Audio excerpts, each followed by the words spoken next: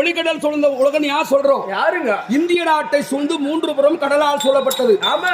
ஒரு புறம் மலையால் சூழப்பட்ட நாடு. ஆமாங்க. வடக்கே இமயமலை. அதனால் தான் ஒளிக்கடல் சூழ்ந்த உலகம். வேற்று நாட்டு அரசர்கள் யாருமே அவ்வளவு சீக்கிரம் நம்ம நாட்டு மேல படையெடுக்க முடியாது. ஒண்ணு எதனால கடல் வழியா வரணும் இல்லைன்னா மலை வழியா வரணும். வேற பாதை கிடையாது. அப்பேற்பட்ட ஒளிக்கடல் சூழ்ந்த இந்த உலகம் எல்லாம் அரப முடிவர கெண்ட துரியோதன மகாராஜன் நான் ஒருவனே ஆள வேண்டும் என்று நான் பேராசை கொண்டேனே மந்திரியாரே. இன்னும் என் ஆசை என்ன? ஆசை இந்த அவனியெல்லாம்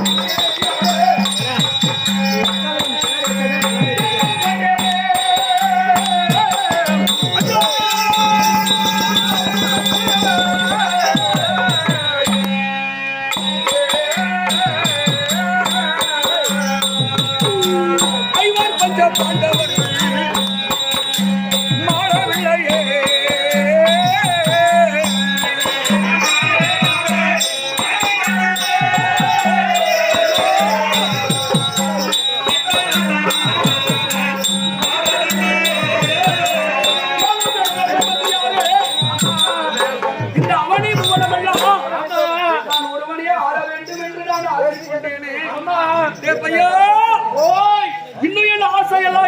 தெரியுமா? இந்த மண்ணை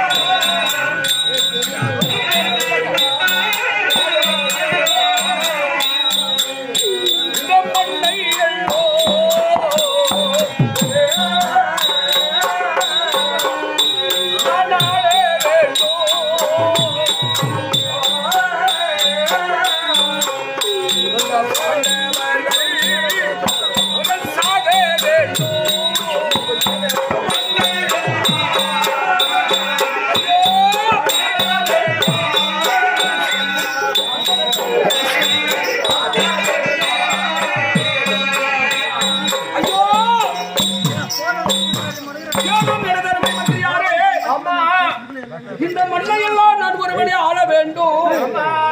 என் எதிரிகள் யார் தெரியுமா? கண்டவனுக்கு பிறந்தவங்க. நான் சொல்றேன். நீ சொல்ற மாதிரி கண்டவனுக்கு பிறந்தவங்க. மடாத பக்கம் குண்டக ஜாதி மக்கள் திருட்டு தேவடியா பசங்க கண்டாரு வழி பசங்க ஒவ்வொருத்தருக்கு பிறந்தவங்க. அந்த ஐவர் ராஜாக்கள் கானகத்துல பிறந்தார்களே. அப்படி பிறந்த உடனே எங்க சித்தப்பா ஐவர் ராஜாக்களை ஈன்றெடுத்த தந்தை பாண்டு மகாராஜன் அகால மரணம் அதன் பிறகு சிறியத்தாய் மாண்ட பிறகு சிறியத்தாய் மாண்டு விட்டார். அப்ப செத்திருக்கலாமே. ஆனால் ஐவர் ராஜாக்கள் காட்டிலே பிறந்து தந்தையும் தாயும் இறந்த பிறகு தாய் குந்தியோடு அப்படி அத்திநகர் படவழைத்து கௌரவர்கள் 100 பேர் இருதரத்தாருக்கு கல்வியை போதித்தார்கள். போர் பயிற்சிகளை கற்றுக் கொடுத்தார்கள். பாண்டவர்களே சிறந்து விளங்கினார்கள். இவர்களை விட்டு வைத்தால் இந்த உலகை ஆள முடியாது என்று இந்த துரியோதனன் எங்க சித்தாப்பா பிள்ளைங்க நான் பெரியப்பா மகன் நாங்க 2 பேரும் ஒரே சாவு சோறு தின்றவங்க இல்லையா? அவர்களை கொள்வதற்காக என்னென்ன சதி செய்து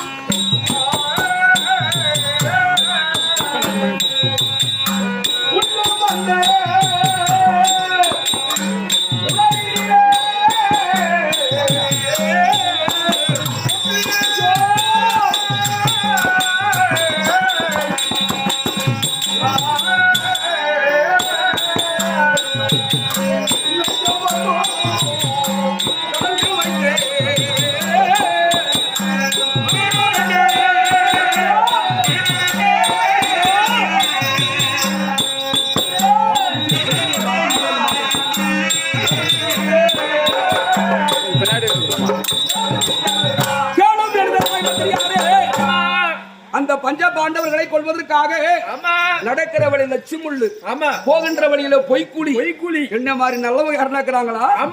உண்ணுகின்ற உணவிலே நஞ்சு என்று சொல்லக்கூடிய விஷம், படுத்துறங்கோ அரண்மனையிலே கொடூரமான விஷப்பாம்புகள், குளிக்கின்ற குளங்களிலே குறுமையான விஷவாசிகள், இதையெல்லாம் நட்டு வைத்து அவர்கள் மாளவில்லை. என் தந்தையார் திருதராஷ்டிர மகாராஜனுக்கு வயதாகிவிட்டது. உடனே பெரியவர்கள் பார்க்கிறார்கள். கௌரவர்கள் பாண்டவர்கள் இவங்களுக்கு தான் முடிசூட்டணும். அப்ப வயசுல பெரிய ஆள் யாரு? தருமனுக்கு முடிசூட்டினார்கள். அதை அறிந்து அத்தான் ஆகிய சகனி மாமன், நீ ராஜாவின் மகன், நீதான் இந்த நாட்டை ஆளணும் என்று சொன்ன உடனே என் அப்பா இடத்துல சென்று ராஜதந்திரத்தை பயன்படுத்தி அவர்களை 7.5 ஆண்டு கன்னிகாத்திரை ஓட்டி வைத்து இந்த முடியை தாங்கி நான் நாட்டை ஆண்டு கொண்டிருக்கிற போது, ஆனால் 7.5 ஆண்டு கன்னிகாத்திரை கழித்து வருவதற்குள்ளாக அந்த பாண்டவர்களை கொள்வதற்காக இந்த துரியோதனன் நான் என்ன செய்தேன் தெரியுமா?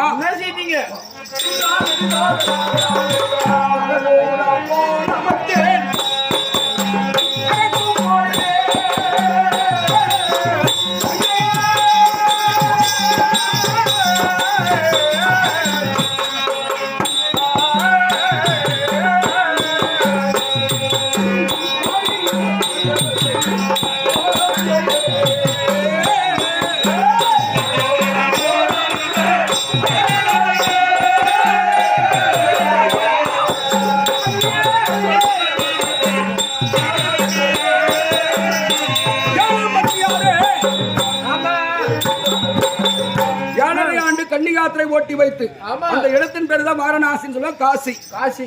அதாவது இப்போதுக்கு பேரு வாரணாசி, அப்போதுக்கு பேரு வாரணாவதம். இப்ப இந்தியாவுடைய பிரதமர் நின்று வெற்றி பெற்ற சொந்த தொகுதி வாரணாசி. நம்ம பெங்களூரு தாண்டி மைசூரை தாண்டி போகணும் இல்லையா? அப்பேற்பட்ட புனிதமான இடத்துல அந்த கங்கை கரை மேலே நெருப்புக்கு உறவான பொருள், அதாவது தீ வச்சா உடனே பற்றி எரியக்கூடிய பொருள் என்னென்ன? வெடிப்பு, கந்தகம், பெட்ரோல், டீசல், திராவகம், மெழுகு, கிளிஞ்சல் என்று சொல்லக்கூடிய அனைத்து பொருள்களையும் ஒன்றாக சேர்த்து மெழுகினால் சரகுடம் போல அறக்குமா மாளிகை கட்டி ஐவராஜாக்களை தாய் குந்தியோடு ஓரிரவு குடிப்புகரை செய்து அவர்களை சும்மா நெருப்பு வச்சு அப்படி காட்டினா போதும், வெடித்து சாம்பலாக்கி விடுவார்கள். அப்பேரிப்பட்ட வால்மணிக்கு தீ வைத்தவன் நான். வால்மணியை வாழ வைக்கல, ஆனா அதை அழிக்க நினைத்தவன். ஆனா அவங்க சாகலையே. அரக்குமா மாளிகையிலே தாய் குந்தியோடு ஐவராஜாக்கள் மாண்டு விட்டார்கள் என்று நினைத்திருந்தேனே மந்திரி. அவங்க எங்க வந்தாங்க தெரியுமா? எப்படி வந்தார்கள் தெரியுமா? அந்த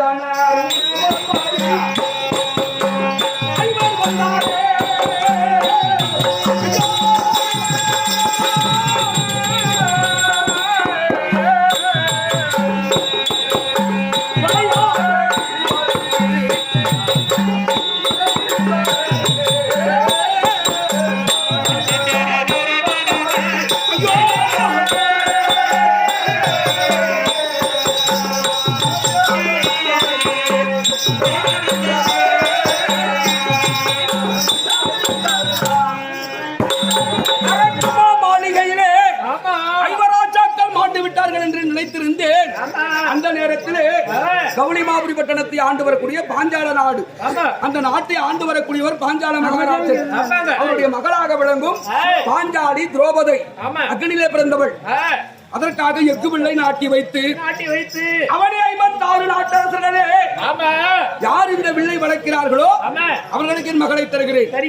ஏன்னா அரக்குமா மாளிகையில் ஐவராஜாக்கள் மாண்டு விட்டார்கள் என்று நினைத்திருந்தேன். ஆனால் அங்கே சென்று யாராலும் என்ன வில்லை வளைக்க முடியவில்லை. ஆனால் இறுதியாக நான் நெடுந்தேன், வில்லை பிடித்தேன், வளைத்தேன், என்னாலே முடியவில்லையே.